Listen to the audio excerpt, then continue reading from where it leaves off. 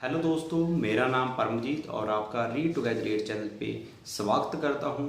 आज की वीडियो में बात करेंगे हिंदी के एक नए उपन्यास की, जिंदगी एक जंजीर, जिसके लेखक हैं राकेश शंकर भारती जी। और इस किताब को पब्लिश किया है डायमंड बुक्स ने। किताब के कुल पन्ने हैं 222 और इसका जो पेपरबैक प्राइस रखा हुआ है वो है 250 रुपये। तो किताब से पहले मैं आपको थोड़ा लेखक के बारे में बताना चाहूँगा। राकेश शंकर भारती की इस किताब से पहले मैंने 3020 ईस्वी किताब पढ़ी है, जो एक बेहतरीन उपन्यास है, जो कि धरती पे जीवन नष्ट हो चुका है, यानी कि धरती पे जीवन योग्य नहीं है। वहाँ पे जो वायु है या पानी है सब दूषित हो चुका है। उसके कारण मंगल ग्रह पे बस्ती बसाते हैं। तो लेखक ने वहाँ पे मनोरंजन भी दिया है, साथ वो आपको बहुत ही इंटरेस्टिंग लगेगा और साथ में ज्ञानवर्धक बातें भी आपको सीखने को मिलेगी। तो वो बहुत ही बेहतरीन उपन्यास है। आप उसका जो रिव्यू है, समीक्षा है, इस चैनल पे पहले मैंने डाली हुई है, तो आप चेक करके देख सकते हो। और अब बात करते हैं इस किताब की। तो ये एक ट्रांस मैन की कहानी है, यानी कि उसका जो शरीर है वो फीमेल का है, लेकिन उसका मन एक मर्द का है। और उसके बाद वो अपना इसको चेंज करवाता है। तो उसकी जो सारी प्रक्रिया है वो भी आपको इस किताब के माध्यम से सीखने को मिलेगी। लेकिन इस किताब का जो टॉपिक है पूरा थर्ड जेंडर के बारे में मैं भी पहले वही राय रखता था जो आम समाज के में रखते हैं कि वो लोग बहुत बुरे होते हैं। लेकिन कुछ समय पहले मैंने एक किताब पढ़ी थी, मैं लक्ष्मीबाई हिजड़ा, जो कि उनकी आत्मकथा थी। तो वो किताब का भी आप रिव्यू इस चैनल पे देख सकते हो। उस किताब को पढ़ने के बाद जो मेरी थिंकिंग में बहुत ज़्यादा बदलाव आया था। जैसे हम मर्द और औरत की रिस्पेक्ट करते हैं, वैसे ही जो थर्ड जेंडर है उनकी रिस्पेक्ट करनी चाहिए। और अब इस जो किताब में है बिल्कुल खुल के बताया हुआ है, चाहे वो हिजड़ा हो, चाहे वो जिगोलो हो, चाहे वो किन्नर हो, और इनकी जो अलग अलग किस्में हैं वो भी बताई गई हैं। क्योंकि मुझे पहले पता नहीं था, मुझे सिर्फ ये है कि जो वो थर्ड जेंडर है, लेकिन उनकी आगे कितनी कैटेगरी हैं, किसको क्या कहते हैं, इसको वो कहते हैं, तो वो सारा कुछ डेप्थ में लिखा हुआ है। लेखक की एक खासियत है कि लेखक जब भी कुछ चीजें लिखता है, जैसे उन्होंने 3020 ईस्वी उपन्यास लिखा, तो बहुत ही सर्च के साथ लिखता है। उनकी शोध बहुत अच्छी होती है और इस किताब में भी पूरी कमाल की शोध की गई है। अगर कोई इस टॉपिक के बारे में जानना चाहता है, समझना चाहता है, या कोई स्टडी कर रहा है, तो उनके लिए ये 100% पूरी फिट है किताब। आप इस किताब के माध्यम से बहुत ज़्यादा चीज़ें सीख सकते हो। हमारे आपके मन में बहुत सारे सवाल पैदा होते हैं कि ये हिजड़े कैसे होते हैं, उनका जो शारीरिक बनतर या बनावट होती है वो कैसे होती है, वो कैसे सोचते हैं, उनकी थिंकिंग क्या है।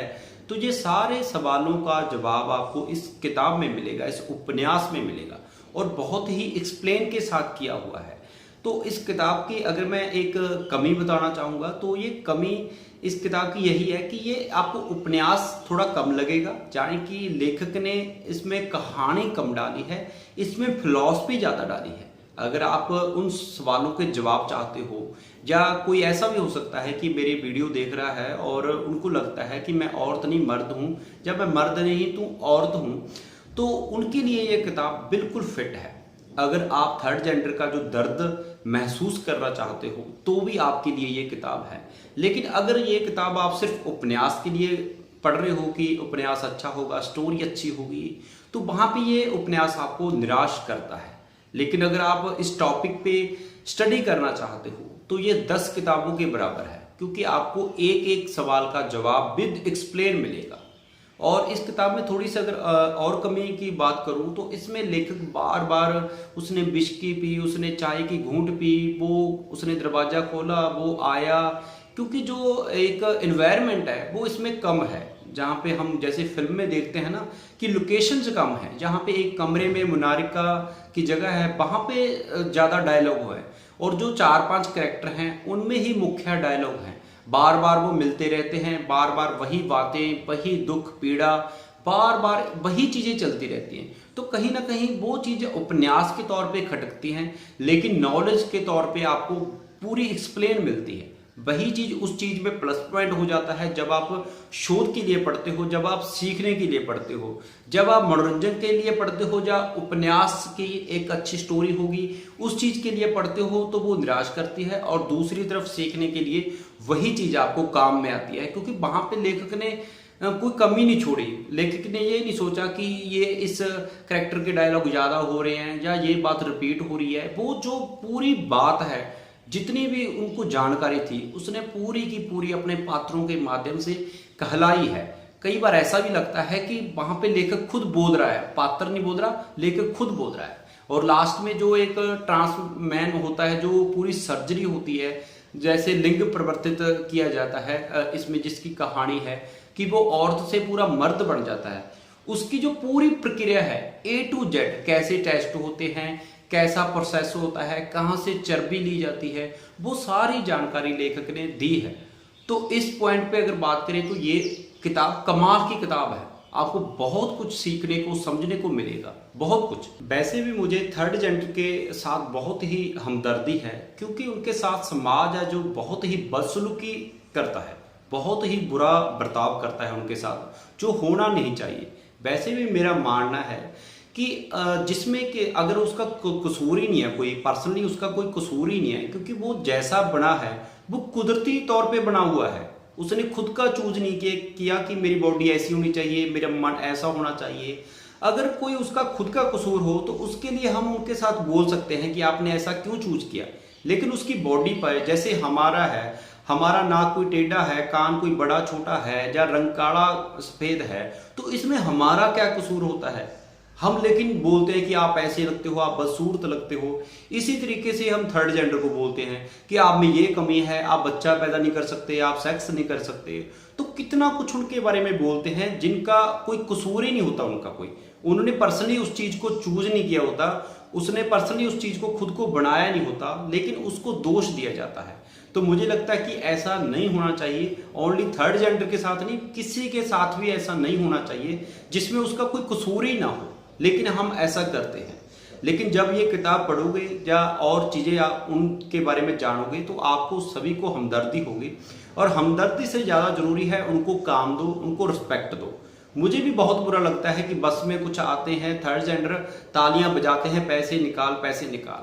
तो कई बार हम सोचते हैं कि यार ये काम क्यों नहीं करते, लेकिन हम उनको काम देते ही नहीं, हम उनको रिस्पेक्ट नहीं देते। और ये बात भी सच है कि कुछ लोग जानबूझकर थर्ड जेंडर बन जाते हैं पैसा इकट्ठा करने के लिए, क्योंकि उनको पता है वो काम दाम नहीं करते, नशे करते हैं। तो साड़ी पहनी और बस में चले गए, 10 रुपये निकाल 10 रुपये निकाल, सिंपल काम है, साड़ी माँ की ले लेते हैं और क्लीन शेव होके पैसे मांगने लग जाते हैं। तो ऐसे भी लोग हैं, लेकिन वो कम मात्रा में हैं। हम उनको देखकर सभी को बुरा नहीं कह सकते। तो अगर आपके आस पड़ोस में है, और जैसे कि एक मैंने इस टॉपिक पे एक बोल फिल्म है पाकिस्तान की, वो मूवी देखी थी। तो एक आम घर था, उनमें उसके घर में क्या है, थर्ड जेंडर बच्चा एक पैदा हो जाता है, उसकी सारी जितनी मुश्किलें आती हैं, तो वो उस फिल्म के माध्यम में दिखाई गई थी। तब मुझे एहसास हुआ था कि थर्ड जेंडर बच्चा ये किसी का भी हो सकता है। मान लो मेरे बच्चा होता है तो वो बच्चा थर्ड जेंडर हो सकता है। तो क्या उसको मैं दुरकारूंगा? क्या मैं उसको बाहर निकालूंगा या उसके साथ बुरा सलूक करूंगा? बिल्कुल नहीं। वो मेरा बच्चा है, चाहे फर्स्ट जेंडर है, सेकंड है, थर्ड है, मैं नहीं रखता, वो मेरा बच्चा है, तो उसको मैं एक्सेप्ट करूंगा। अगर मैं खुद के बच्चे को एक्सेप्ट कर रहा हूं तो दूसरों को क्यों नहीं? समाज में जो लोग ऐसे हैं तो उनको क्यों नहीं? तो उनको अब तरस की नजर से ना देखें, उनको काम दो, रिस्पेक्ट दो। वो भी आम है, कॉमन है। ये नहीं है कि अब जो दूसरे लोग हमें मिलते हैं सोसाइटी में, क्या हम उन्हें जो सेक्स से जज करते हैं कि उनकी क्षमता कितनी है, वो बच्चा पैदा कर सकता है नहीं कर सकता है, उससे हमें क्या लेना देना? आपको सिर्फ अपनी वाइफ और हस्बैंड से लेना देना होता है।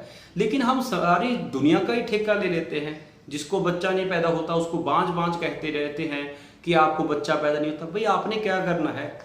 आपको थोड़ी कोई बेनिफिट होने वाला है या कोई आपको नुकसान होने वाला है। तो आप जस्ट एक कॉमन रिलेशन है, जो कॉमन बॉन्डिंग होती है, उस तरीके से आप रिलेशन बरतो। लेकिन ऐसा नहीं करते। तो उम्मीद है आपको थोड़ा बहुत मेरी बातों से भी कुछ सीखने को मिलेगा और आपने सीखा होगा। और साथ में ये किताब आप जरूर पढ़ें।